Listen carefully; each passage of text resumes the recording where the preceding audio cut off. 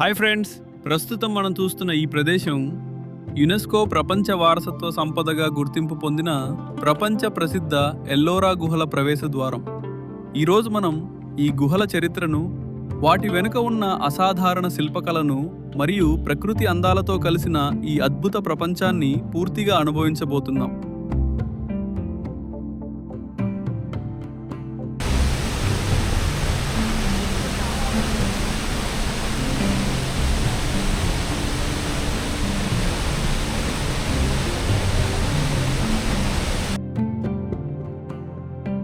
ఈ గుహలు కేవలం ఆలయాలు మాత్రమే కావు. ఒకప్పుడు ఇవి విద్యా కేంద్రాలు, ధ్యాన మందిరాలు, ఆశ్రమాలు మరియు శిల్పకళా విశ్వవిద్యాలయాలుగా ఉండేవి.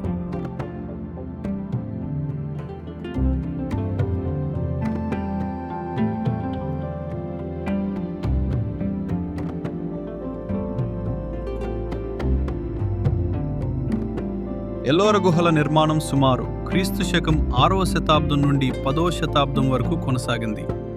దాదాపు 400 సంవత్సరాల పాటు అనేక రాజవంశాల పాలనలో వేలాది మంది శిల్పులు, కళాకారులు, కార్మికులు కలిసి ఈ అద్భుతాన్ని సృష్టించారు. ఈ గుహలు ఒకే మతానికి చెందినవి కావు. బౌద్ధం, హిందూ మరియు జైన మతాలకు చెందిన ఆలయాలు ఒకే కొండలో పక్కపక్కనే నిర్మించబడ్డాయి.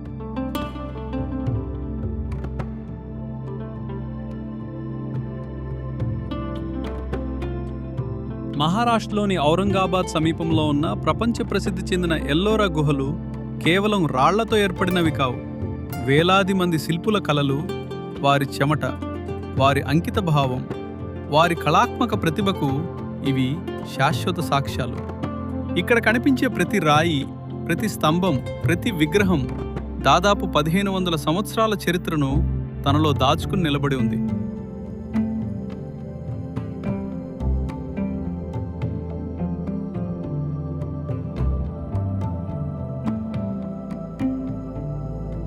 ఎల్లోరా గుహల నిర్మాణం సుమారు క్రీస్తు శకం 6వ శతాబ్దం నుంచి 10వ శతాబ్దం వరకు కొనసాగింది.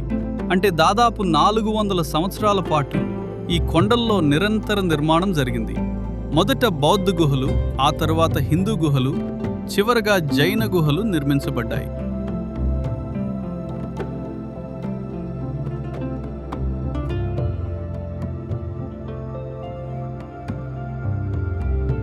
భారతదేశ చరిత్రలో చాలా చోట్ల ఒకే మతానికి చెందిన నిర్మాణాలు కనిపిస్తాయి. కానీ ఎల్లోరాలో మాత్రం 3 వేర్వేరు మతాలకు చెందిన ఆరాధనా స్థలాలు ఒకే కొండలో పక్కపక్కనే ఉన్నాయి. ఇది భారతదేశంలోని మత సామరస్యానికి గొప్ప నిదర్శనం.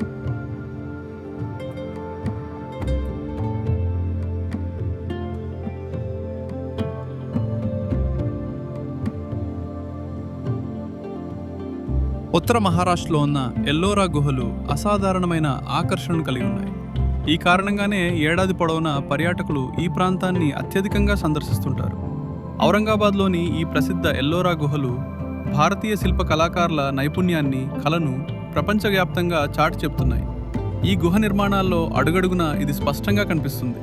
అంతేకాదు, ఎన్నో పెయింటింగ్స్, ఆకర్షణీయమైన శిల్పాలను కూడా మీరు ఇక్కడ చూడవచ్చు.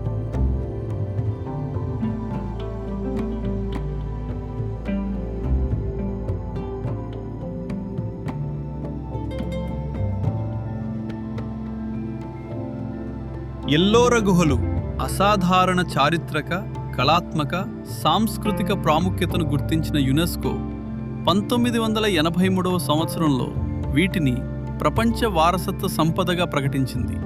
ఈ గుర్తింపు కేవలం భారతదేశానికే కాదు, మొత్తం మానవ నాగరికతకు చెందిన అమూల్య వారసత్వంగా ఎల్లోరా గుహలకు లభించిన గౌరవం. ప్రస్తుతం భారత పురావస్తు శాఖ ఈ గుహలను సంరక్షిస్తోంది.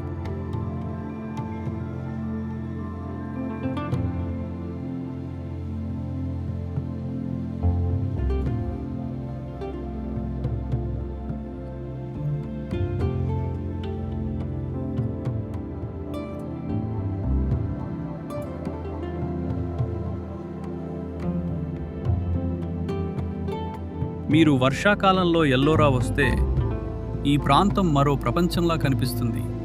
ఎత్తైన కొండలపై నుంచి వెండి తెరల్లా జారిపడే జలపాతాలు, రాతి గోడలపై నుంచి ప్రవహించే నీటి ధారలు, చుట్టూ పచ్చని ప్రకృతి.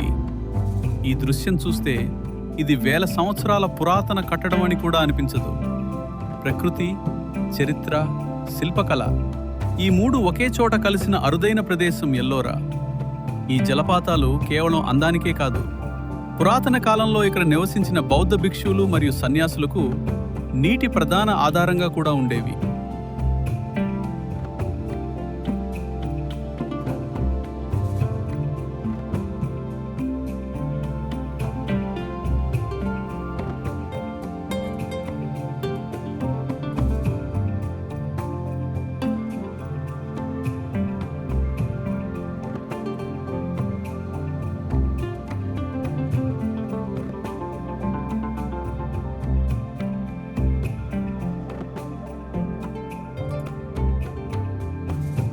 ఎల్లోరా గుహల సందర్శనను ప్రారంభించే ముందు ఇక్కడ ఏర్పాటు చేసిన ఈ రూట్ మ్యాప్ను ఒకసారి పరిశీలించండి. ఈ మ్యాప్లో మొత్తం 34 గుహల స్థానాలను స్పష్టంగా చూపించారు. గుహలు 3 విభాగాలుగా విభజించబడ్డాయి. 1 నుంచి 12 వరకు బౌద్ధ గుహలు, 13 నుంచి 29 వరకు హిందూ గుహలు, 30 నుంచి 34 వరకు జైన గుహలు ఉన్నాయి. ఈ మ్యాప్ను చూసుకుంటూ వెళితే ఏ గుహ ఎక్కడుందో, ఏ క్రమంలో చూడాలో సులభంగా అర్థమవుతుంది.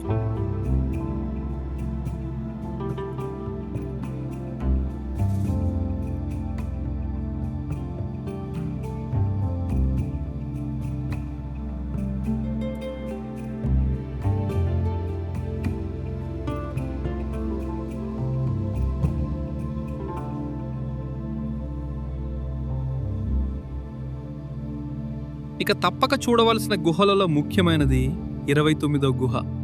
వర్షాలు కురిసిన సమయంలో ఈ గుహ పరిసరాలు పూర్తిగా పచ్చని ప్రకృతి వస్త్రాన్ని ధరించినట్లుగా కనిపిస్తాయి. అందుకే ఈ ప్రాంతం చరిత్రాభిమానులతో పాటు ప్రకృతి ప్రేమికులకు కూడా ఎంతో ఇష్టమైన ప్రదేశంగా నిలిచింది.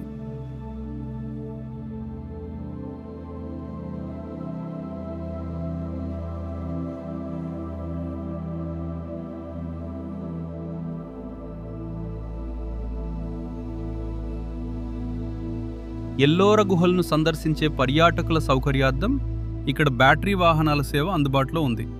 ముఖ్యంగా వృద్ధులు, చిన్నపిల్లలతో వచ్చే కుటుంబాలు, ఎక్కువ దూరం నడవలేని సందర్శకులకు ఈ సేవ ఎంతో ఉపయోగకరంగా ఉంటుంది. పార్కింగ్ ప్రాంతం నుంచి గుహల ప్రవేశ ద్వారం వరకు బ్యాటరీ వాహనాలు నిరంతరం తిరుగుతూ ప్రయాణికులను సురక్షితంగా తీసుకెళ్తాయి. ఈ సేవ వల్ల నడక శ్రమ తగ్గడమే కాకుండా ఎల్లోరా పరిసరాల సహజ సౌందర్యాన్ని ప్రశాంతంగా ఆస్వాదించే అవకాశం కూడా లభిస్తుంది.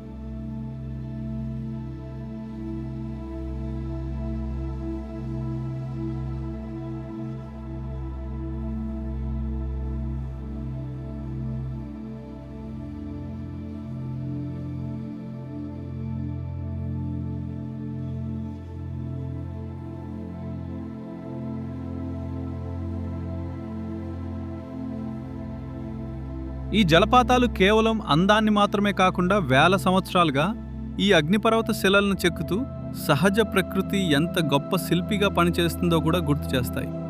ప్రకృతి సౌందర్యం మధ్యలో నిలిచిన 29వ గుహ ఎల్లోరా యాత్రలో మరపురాని అనుభవంగా మిగిలిపోతుంది.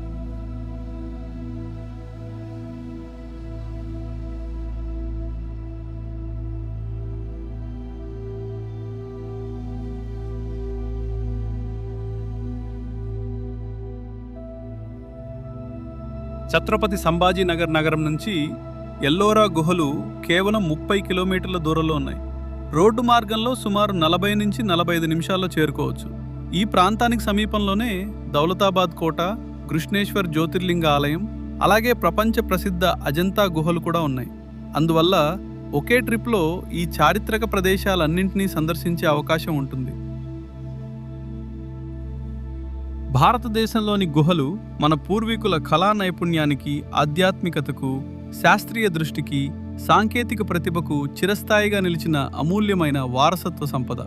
వాటిని సంరక్షించడం, భావితరాలకు అందించడం ప్రతి భారతీయుడి బాధ్యత. నా ఈ వీడియో మీకు నచ్చితే తప్పకుండా లైక్ మరియు షేర్ చేయండి. ఇలాంటి మరెన్నో ఆలయాలు, చారిత్రక ప్రదేశాలు, హెరిటేజ్ సైట్లు మరియు ఆసక్తికరమైన ప్రయాణాల కోసం మా ఛానల్ను సబ్స్క్రైబ్ చేసి పక్కనే ఉన్న బెల్ ఐకాన్ను కూడా నొక్కండి. మరొక అద్భుతమైన ప్రయాణంతో మళ్ళీ